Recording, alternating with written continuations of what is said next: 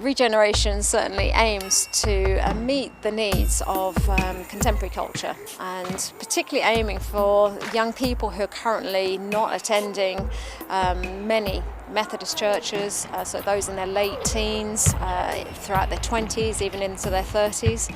And so we make no apology that that's our aim. I think the expectation when we first came into this circuit was that we would work our way around the 13 churches, trying to establish youth work in each one of those churches and then move on. But the problem with that whole idea was that there weren't enough people in those individual churches to sustain the work. So we found that it was best to try and run events where we could draw young people together, and then after those events we would talk to young people, ask them how they thought that it went, and to get a general consensus about what worked, what didn't work. And out of that we were able to form some new ideas and revisit some of the things that we had done that worked successfully. Out of initial conversations we found very much that there was a passion for drama. Some of the young people, so we thought, well, let's start there. That's where some of these young people are at. And then we had a confirmation course, which took part in our dining room. We also had monthly youth services. And really, to start with, I think if we're honest, we know that mainly the young people are only coming to that because they were kind of doing drama, and that was kind of their way of connecting. But I think even then there was a sense of ownership, that actually at least they felt that it really was kind of for them and it was really connecting with them. A friend of mine came to this church, Regeneration, and he was hassling me for weeks and weeks. I thought, yeah, right, I'll go along, and I came to an Alpha course that was being run here. And on the first night, I realised that actually being a Christian was all about relationship and not about going to boring old services. Show up and maybe you've had like the worst day ever, and you show up and you're like, I just don't want to be at church right now. What I found going to churches when I was younger with my mum was that it was sort of left to you. So I'll tell you a bit about God and you have to go sort yourself out. But here it's sort of acknowledged that you are human and you do need help, and we don't have all the answers, but we're going to help you as much as we can. We can support you as much as we can. I've discovered gifts that I didn't think I had, leading worship and stuff like that. It's developed my confidence as well, because growing up I didn't really have much of that.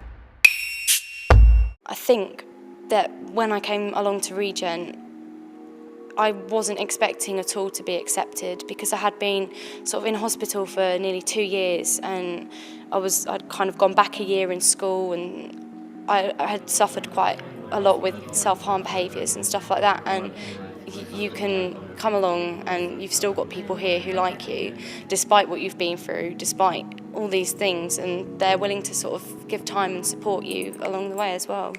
The night I had become a Christian, one of the prayers that I had prayed for was for my dad, and 5 years before that I had no contact with him at all, and over those years I had been trying to get in contact with him, but I had no reply back.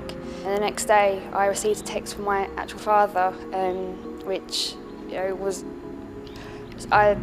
speechless to me really. I had no words to describe it. It was really amazing.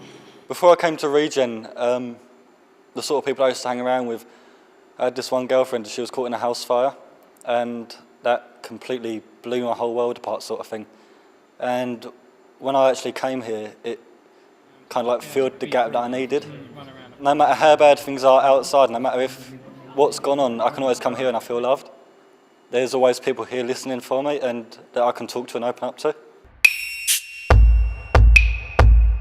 Certainly we've always put a great emphasis on them being in leadership, and I think that's been very much a part of what we've tried to do with the sort of discipleship but very early on. I think it's really important that young adults and young people are included in the leadership team in a church like Regeneration, because they're able to reflect values and ideas that many young people face in the world today. And if a church is looking to reach this age group, it's really important that young people and young adults are able to have a voice within the leadership team so that they're able to contribute ideas. As part of the leadership team, one of my roles is to oversee a pod group, and what that allows us to do is allow people to mix socially who they wouldn't necessarily mix with, and also allow pastoral oversight. So as a pod leader, it's my job on my role to check up on people perhaps on a weekly basis, just see if there's anything I need to be praying for. And then if there's any more serious issues, that could be directed higher up into the church for specific pastoral care. What has been a journey is talking about some of the perhaps more vulnerable people that we have connected with, and perhaps people that sometimes wouldn't go anywhere near a church. So we have someone at the moment who is currently in prison, but again we're still trying to support him, writing to him, and hopefully it's a place where he will still feel accepted and a part of what we're doing. A missioner has said that the greatest tragedy of our time is that we've kept our pews, but we've lost our children.